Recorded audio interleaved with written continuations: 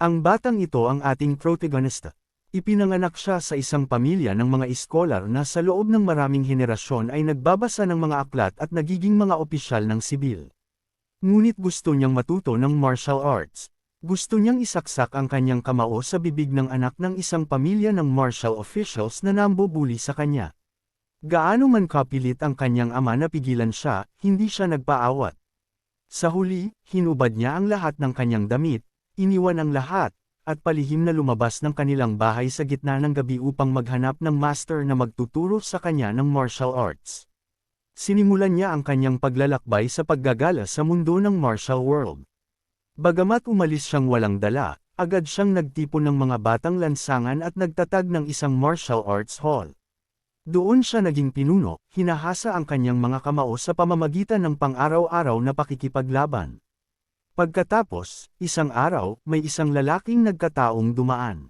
Naghahanap siya ng isang taong gagawing punching bag upang matulungan ang isang batang dalaga sa kanyang pagsasanay.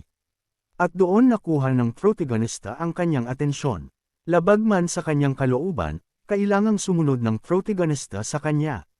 Sapagkat kung hindi niya gagawin, lahat ng kanyang mga kapatid ay mawawalan ng buhay.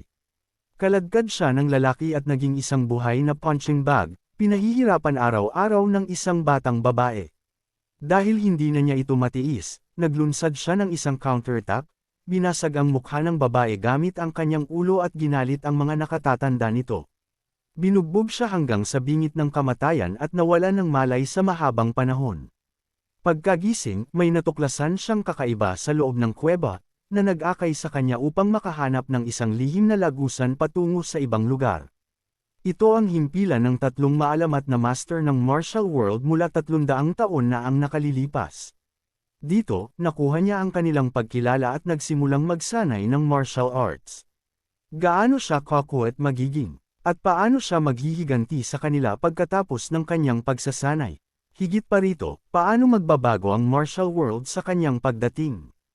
Mga kapatid, mangyaring manatili kasama ko upang malaman. Nagsimula ang kwento sa isang madilim at tahimik na tanawin. Ito ang Gondok, isang maliit na bayan sa kanlurang bahagi ng lalawigan ng Jiang. Ang alamat ng kamaong demonyo ay nagsimula sa isang eskinita ng bayan. Sa isang magaspang at bako-bakong lugar, isang higanteng lalaki na may bagbog na mukha ang nagwawasiwas ng kanyang mga kamao. Ang kanyang kalaban ay isang maliit na bata. Maliksi itong iniwasan ng bata. Pagkatapos ay tinarget niya ang mukha ng higanti at nagpakawala ng sunod-sunod na ganting suntok. Bagamat nataman, nakatayo pa rin ang higanti at tila hindi gaanong nasaktan. Ang bata naman ay nabigong iwasan ang susunod na pag-atake at tinamaan ng direkta, bumubuga ng dugo na parang ulan. Tumilapon siya pabalik sa isang suntok lang, tumama sa dingding na parang saranggola na naputulan ng tali bago mahinang bumagsak sa lupa. Hindi kalayuan, isang grupo ng mga tao ang nanunood ng laban. Nang makitang bumagsak ang bata, ang isa sa kanila ay nagtangkang bumunot ng espada, ngunit pinigilan siya ng isa pa. Ito ang paraan ng Big Bro. Hayaan mo siya. Pagkarinig nito, nag-alala ang binata. Pero obra na ito, sumagot ang isa pang lalaki. Sinusubukan mo bang damiin ang reputasyon ng Big Bro? Sumali ang isa pang tao. Tama ang pangalawang kapatid. Huwag kang maging handgal at makialam. Nagbuntong hininga ang binata sa mga salitang iyon. Patawad, naging makitid ang aking pananaw. Patuloy na nagpaliwanag ang pangalawang kapatid. Sa lupain ng Dangjo, ang mga alitan ay maaari lamang maayos sa pamamagitan ng mga kamao. Sa unahan, bumabangon na ang bata. Medyo, nagulat ang higanti nang makita ito. Hoy bata, mukhang gusto mong baliin ang leeg ko, ha? Pero bago mo gawin iyan, dudurugin kita hanggang maging abo. Kaya yabang na salita. Pagkatapos magsalita, sumugod siya pasulong, muling iwinasiwas ang kanyang mga kamao. Ang bata sa kabilang panig ay gumasgas, ngunit habang papalapit ang atake ng higanti, madali niyang iniikot ang kanyang katawan upang iwasan ito. Habang sinasamantala ang pagkakataon dahil nag-iwan ng puwang ang kanyang kalaban, nagpatama siya ng suntok sa mukha nito. Umungal ang higanti sa galit, ituloy mo lang, hayop ka. Pagkarinig nito, hindi nag-atubili ang bata at isinugod ang sarili pasulong. Labis na nagulat ang higanti dito at agad na itinaas ang kanyang mga bisig upang hamarang, walang tigil sa pagmumura. Lintik. Ngunit hindi inaasahan, nang maabot siya ng bata, bigla itong nagbago ng direksyon. Hindi agad nakapag-react ang higanti at muling natamaan sa mukha ng kamao ng bata. Sa pagkakataong ito, ang higanti naman ang bumagsak at gamulong sa lupa. Hindi kalayuan, isang tao sa gitna ng karamihan ang naningkit ang mga mata at pinanood siya. Isang tagumpay, siya na nga. Pagkatapos ng matinding labanan, ang bata ay nasa malungkot na kalagayan din. Ang buong katawan niya ay puno ng dugo at madidilim na pasa. Maya-maya, biglang bumuhos ang malakas na ulan. Sa gitna ng bagyo, isang mapayapang pinto ang biglang winasak ng isang puwersa. Sa loob, ang grupong nag-uusap tungkol sa mga masterpiece sa Hugo Review Channel ay nagulat. Ano iyon? Habang humahakbang papasok ang isang lalaking nakadilaw na damit ang nagtanong ng matalim. Sino ka? Sumagot ang lalaki ng sarili niyang tanong. Nasaan ang bata na nakikipaglaban sa kalye kanina? Nagsalita ang pangalawang kapatid ng may pagkainis. Ano yang tono mo? Maaaring kamao lang ang alam ng aming big bro, pero iba kami. Ipinahayag ng kalaban ang kanyang inis sa malamig na boses. Itatanong ko ulit, nasaan ang bata? Nang walang pag-aalinlangan, lumingon ang pangalawang kapatid at sumigaw sa kanyang mga kapatid na ilabas ang kanilang bisita. Agad na kumuha ng combat stances ang magkabilang panig at ang grupo ay sumugod ng sabay-sabay upang pabagsakin ang kanilang kalaban. Maya-maya, ang tunog ng mga impact mula sa labanan ay umalangaw sa ulan. Ilang sandali pa, ang buong grupo ay nasa lupa na. Doon lang nila na-realize na ang kanilang kalaban ay marunong ng martial arts at sa katunayan ay isang eksperto. Ang lalaking nakadilaw ay nakahiga sa lupa na nangangilabot. Sino ba talaga ang taong iyon? Muling sumigaw ang kalaban sa malamig na boses. Sabihin mo sa batang iyan na lumabas na ngayon. Humakbang ang pangalawang kapatid ng walang takot at mahinahon. Mga bata, sugod sa labas. Muling tumayo ang mga binata upang lumaban sa isang mapagpasyang labanan. Ngunit lumabas ang bata at pinigilan sila. Anong nangyayari? Sumagot ang lalaki. Pumarito ako para makita ka. Kailangan mong sumama sa akin. Naglakad pasulong ang bata at nagtanong. Para saan? Sumagot siya ng walang pakialam. Kailangan kanya. Nagtanong muli ang bata. At kung hindi ako sasama, direkta siyang binyantaan ng lalaki. Gusto mo bang makaladkad palayo ng buhay o patay? Naguluhan ang bata. Mabubuhay pa ba ako kung sasama ako? Tumango ang lalaki. Hindi ka mamamatay ng madali. Tumango ang bata. Ngunit hindi rin magiging madali ang mabuhay. Gayunpaman, tila mabubuhay naman ako, kaya anong mapapala ko? Sumagot ang lalaki, ang iyong martial arts ay bubuti ng malaki. Pagkarinig niyon, bahagyang napaatras ang bata. Ang mga salitang, ang iyong martial arts ay bubuti, ay tila may kasamang ibang mga kondisyon. Nagngit-ngit ang mga ngipin ng lalaki at nagmura sa loob-loob niya. Lintik, paanong ang isang langaw na tulad niya ay napapa-atres ako? Itong, batang kulang sa gatas. Sisiguraduhin kong dudukutin ko ang mga mata mo mamaya. Sa kaisipang iyon, nagsalita siya nang nanggigigil ang mga ngipin. Walang libreng tanghalian sa mundong ito. Biglang sumigaw ang bata para kay Wong Rang. Simula ngayon, ikaw na ang pinuno rito. Nagulat ang mga binata nang marinig ang kanyang mga salita. Boss, anong sinasabi nyo? Nagpaliwanag siya. Sinabi ko na sa inyo noon. Hindi ko naman talaga balak manatili rito ng matagal. Sa tingin ko, ito na ang pagkakataon ko para umalis. Hindi ako kinakaladkad palayo, gusto kong subukan ang aking sarili. Kaya naman sasama ako sa kanya. Pagkarinig nito, ang grupo ay sumigaw ng sabay-sabay, sinusubukang pigilan siya. Ngunit matatag ang kanyang desisyon at hindi nila siya mapigilan. Tama na ang salita, ito ang huli kong utos. Kumunot ang noo ni Wong Rang, nawala sa pag-iisip. Ang internal energy ng master na iyon ay napakalalim. Kung lalabanan siya ng mga kapatid ngayon na ang magiging katapusan ng Black Dragon Clan. Hindi lang ako, kundi ang lahat sa Black Dragon Clan ay alam ito. Ang lahat ng mga kapatid ay handang ibigay ang kanilang buhay para sa boss. Ngunit kung ako ang papalit at aalis siya kasama ang lalaking ito, maiiwasan natin ang damanak ang dugo. Bata pa siya, pero napakapagpas siya. Ang bata sa harap ay muling nagsalita, nagtatanong, bilasan mo na, tagapagsalita.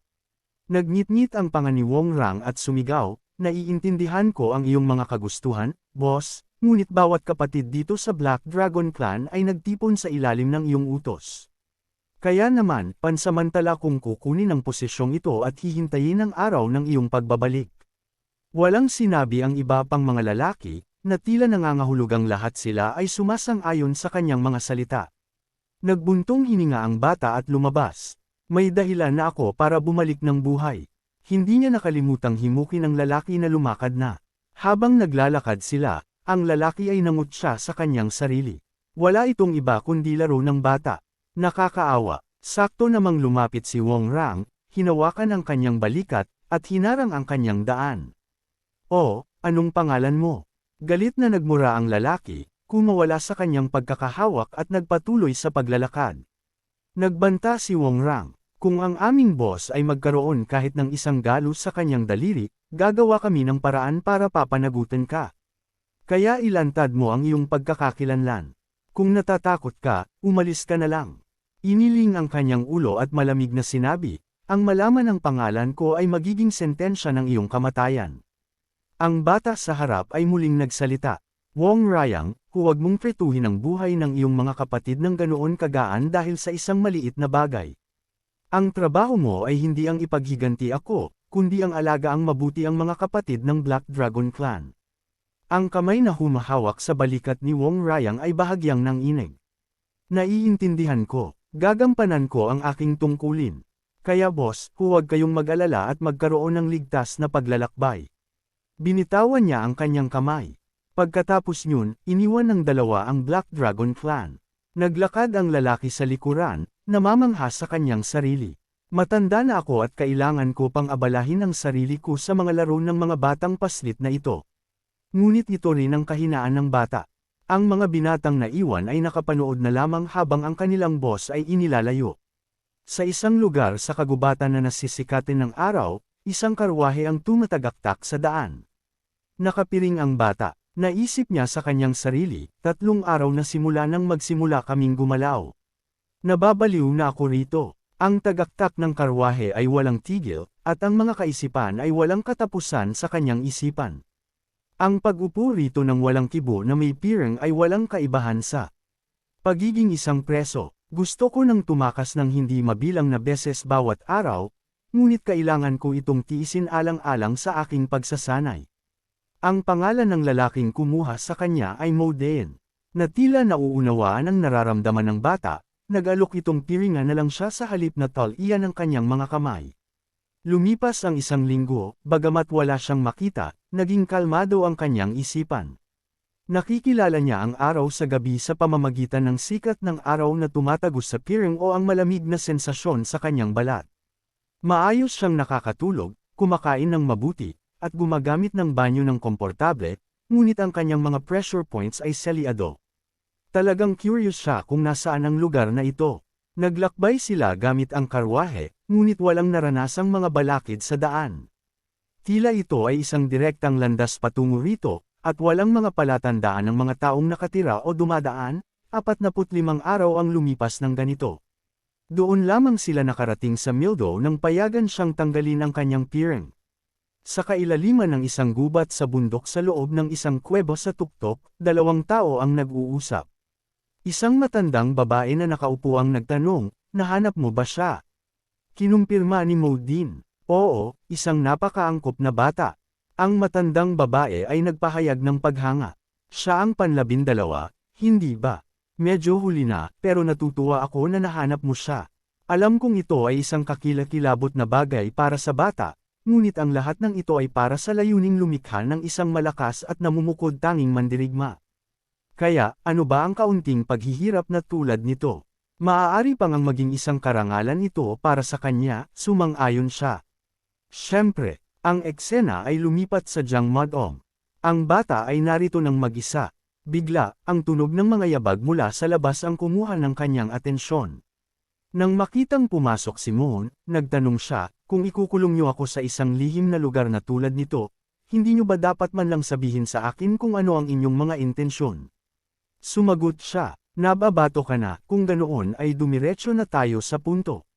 Tumingin ang bata sa kanya at nagpatuloy, "Bilasan mo at sabihin mo sa akin bago pa ako mabaliw sa kuryusidad." Itinaas niya ang kanyang kamay at itinuro ang isang lugar. "Ang trabaho mo ay napakasimple.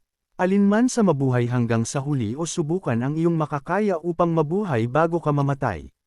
Hindi maunawaan ng bata. "Mabuhay," paliwanag niya. Kasalukuyang mayroong isang tao na may napakataas na martial skill, at ang kanyang apo ay perpekto sa parehong aspeto ng literatura at martial arts.